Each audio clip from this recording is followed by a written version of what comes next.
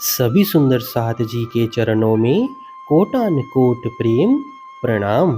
सुंदर साथ जी, पिछले वीडियो में हमने श्री परिक्रमा ग्रंथ के प्रकरण 1 की 22 तक की चौपाई का पाठ पूर्ण किया था। आज हम आगे की नई चौपाइयों का पाठ करेंगे।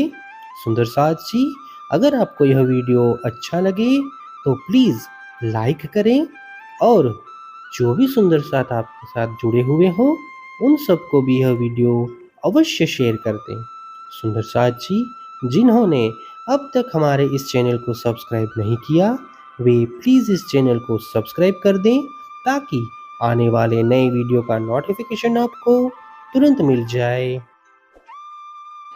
इशक की बात बड़ी रोशन, जासो सुख लेसी 14 भवन, सो भी सुख नह चल, इसक दृष्टे न रहे जरा मैल। अब तो स्वप्नवत जगत में भी प्रेम की बातें इतनी प्रकाशित हो गई है कि जिनसे 14 लोकों कोई प्राणी भी सुख प्राप्त कर सकेंगे। वह सुख भी शाश्वत है, क्योंकि प्रेम के समक्ष लेस मात्र भी मलिनता नहीं रह सकती। इसक राखे नहीं संसार, इसक अखंड घर दातार, इसक खोल देवे सब द्वार, पार के पार जो पार। यह प्रेम संसार का अस्तित्व नगण्य कर अखंड परमधाम का अनुभव करवाता है तथा क्षर अक्षर एवं उससे परे अक्षरातीत परमधाम के सभी द्वारों को भी खोल देता है। इसक घाये करे टुक टुक, अंग होए जाए सब भूक, लोहू मास गया सब सूक, चित चल न सके काहू चूक। प्रेम की चोट विरहिणी के शरीर को टुकड़े टुकड़े कर देती है, जिससे उसके अंग प्रत्यंग चूर्ण हो जाते हैं तथा रक्त एवं मांस भी सूख जाते हैं। ऐसे प्रेमियों का चित्त अपने धनी के अतिरिक्त अन्यत्र कहीं भी भ्रमित नहीं हो सकता है।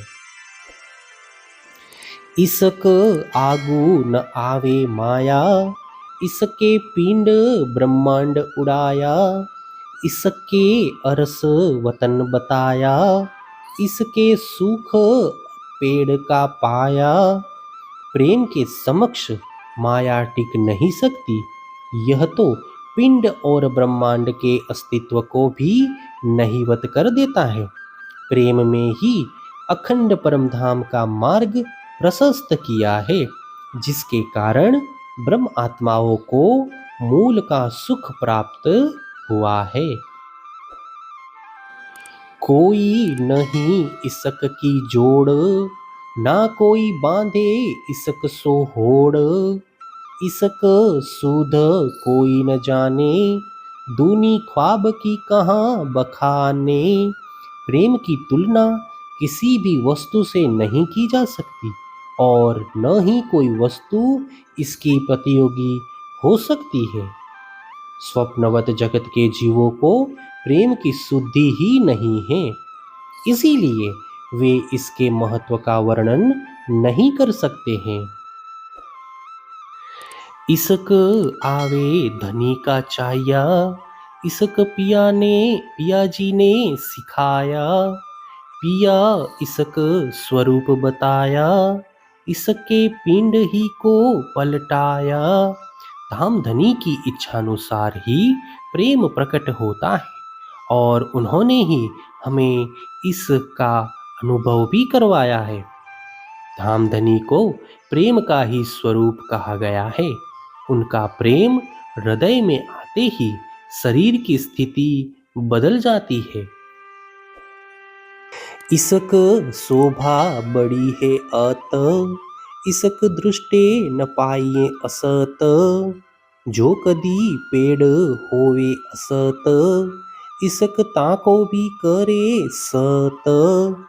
प्रेम की शोभा अपरंपार है, उसके समक्ष कोई भी असत्य वस्तु टिक नहीं सकती। यदि कोई जीव मूलतः इसी अनित्य जगत से उत्पन्न हुआ हो तो उसको भी यह प्रेम अखंड कर देता है। इसक की शोभा कहूँ मैं कहती, ये भी याही जुबा कहे एती।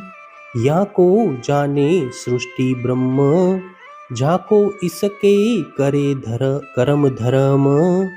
इस प्रकार मैं प्रेम की शोभा का वर्णन कहाँ तक करूं? श्रीराज जी की कृपा से ही इस नश्वर जीवा के द्वारा इतना भी संभव हुआ है। वस्तुतः ब्रह्म आत्माएं ही प्रेम के रहस्य को समझ सकती हैं, क्योंकि उनका कर्म एवं धर्म ही प्रेम है। इसक है या को आहार, और इसके या को बहबार। इसक है या की दृष्ट, ये इसके की है सृष्टि। ब्रह्म आत्माओं का आहार ही प्रेम है और उनका व्यवहार भी प्रेममय होता है। उनकी दृष्टि में भी प्रेम ही रहता है, क्योंकि वे प्रेम की ही सृष्टि है। ये तो प्रेमे के है पात्र, या के प्रेमे है दिन रात्र। या के प्रेमे के अंकुर, या के प्रेम अंग निज नूर। ब्रह्म आत्माएं सर्वदा प्रेम के पात्र हैं, इसीलिए वे दिन रात प्रेम करती हैं। इनका संबंध भी प्रेम से ही है और इनके अंग प्रत्यंग में प्रेम का ही प्रकाश समाया हुआ है। या के प्रेमे के भूषण, या के प्रेमे के है तन। या के प्रेमे के वस्त्र, ये बसत प्रेम के घर।